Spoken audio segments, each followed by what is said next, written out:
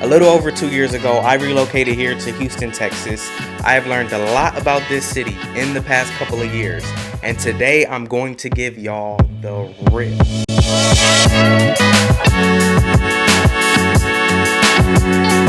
What's good, YouTube? It's your boy Michael Hugley. Welcome back to my channel, Life in Houston, Texas, your guide to all things Houston. Y'all already know the deal. Don't forget to like, comment, and subscribe. And that's it. We're gonna get straight into this video. Let's get it. Man, where do I start? I guess I'll start with the quick story on my move. So I moved from Tucson, Arizona about a week after I finished my undergraduate degree at the University of Arizona. I had been planning my move for months. Like, when I tell you months, I mean months, because I'm really a planner. So months ahead, I was planning to make sure everything was intact. But I did have a last minute issue with the apartment that I was going to be staying at. And so I ended up with less than a week having to find a new spot. Now, in short, the price I was told was not the price that was on the lease. And so I was like, yeah, definitely got to find me a new spot. I ended up finding a place. I applied, got accepted, and signed my lease all on the drive to Houston. I kid you not. And they were amazing for being able to allow me to move in so quickly. And so I am forever grateful for that. It was by the Galleria. And so I didn't know too much about the different areas of Houston, but I did know that I wanted to be close to wherever I was working. So when I finally got here, I went into my apartment sight unseen, and honestly, it was actually pretty nice. I have a video of it somewhere on my page, but it wasn't bad to be my first apartment. And on top of that, it was centrally located, and it was only $1,024 per month before utilities, right? So that's not bad at all for what I was getting. So I don't have any complaints about that. Now, I will say, on my first night here, I was outside walking the dog, and it was nighttime, and I saw multiple fat, chunky rats run out the gate into the sewer. And I kid you not, I almost lost my mind, because I had never in my life saw a rat before. So the first time I saw one run by, I thought I was tripping. I'm like, maybe I'm tweaking. You know, it's been a long day, been moving, all that stuff. No, there was multiple. And thankfully, I lived right by the leasing office, like literally a couple apartments from the leasing office. So I didn't have any issues with anything like that in my unit. But I will say, when you got to the parking garage where they have the trash cans at, they were a little bit more of an issue there, because people would take their trash to the trash can and not put it in the trash can. So you just have a bunch of trash bags sitting outside the trash room, food and stuff all on the floor. So of course it's going to attract a whole bunch of rodents and stuff like that. Like, that's just trifling. So that was that situation, and I was like, what? It had me Googling, like, does Houston have a rat problem? Like, I kid you not. A few days being back in a big city, it definitely took some getting used to. The traffic by the Galleria is atrocious. Like, unless it's extremely late at night or a Sunday, there's usually pretty bad traffic over there. Whether it's on, 610 if you're on the freeway, or right there on Westheimer, traffic is pretty bad. And then also on 69, if you're on 69 near downtown, that's usually pretty bad too, especially between, I feel like, 4 to 6 o'clock on the weekdays. And then certain times on Saturdays can be bad because everybody is off of work and all of that. But I say all that to say that what you hear about the traffic here is true. Traffic is bad, but I don't feel like it's unbearable. It doesn't bother me that much. And as you live here, you begin to understand what time you need to leave to get to places on time, and what time you have to avoid certain areas. And if you just have to go through that area, then like I said, you'll know what time you need to leave the house so that you don't have any type of issues with being on time to places. The next thing I discovered about Houston is the nightlife scene is crazy. No matter what day of the week it is, you can find you a good turn up if that's what you're looking for. Now, the one problem I had with going out was the parking is ridiculous.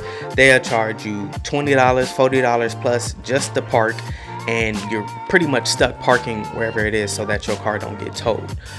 But at that point, if you're gonna pay that much to park, I feel like you might as well Uber. it just makes more sense financially. Now let's talk about what you get. Most of these places gonna be overly packed on the weekends, but that's kind of to be expected because it's a lot of people that live here. Everybody come here for their vacations and for their birthdays and all that. So some of these places just gonna be OD, like in terms of all the people that's gonna be in there. Now what do you get? Hookah everywhere. It's hookah in your face everywhere. Like, I kid you not. There's a gas station, not a gas station. There's a car wash on Richmond and they sell hookah. You can sit down while your car is getting washed and you can get hookah. I kid you not. That's just like the staple here in Houston. But yeah, I mean, the nightlife scene, if that's what you're into, then you definitely won't have no problems with the nightlife here. You'll be satisfied. I can say that. Now, if it's one thing you're gonna do in Houston is eat some good food. The food here, for the most part, is immaculate. Now, some of these places y'all be seeing on Instagram and TikTok be catfishing for sure, but most of the food is pretty good, okay? Now, I will say, don't get got, because a lot of places are overpricing the food 1000%. Now, I don't mind personally paying a little extra for some food, but I feel like if you do that, the service has to match and the experience has to match, and that definitely is not always the case. Next, let's talk about crime. Houston is the 4th largest city in the United States, so crime is to be expected and it's flat out unavoidable. My first year living in the city, I saw my fair share of people with the windows busted out and with their cars sitting on bricks because they got their tires stolen. I'm not saying it was like an everyday occurrence, but I did see, a few people who suffered from that. And from what I've seen, it only happens at apartments. And it makes sense because you really playing with your life if you come to somebody's house with that. Especially in Texas. Okay, now side note, if y'all is living at these apartments with security, if it's not concierge type security, then you got to be careful because it really do be an inside job a lot of the time. People be like, oh, well, my apartment has security, how did they let the tires get stolen? Bruh, security was in on it. That's what be crazy for real. But that's another story for another day.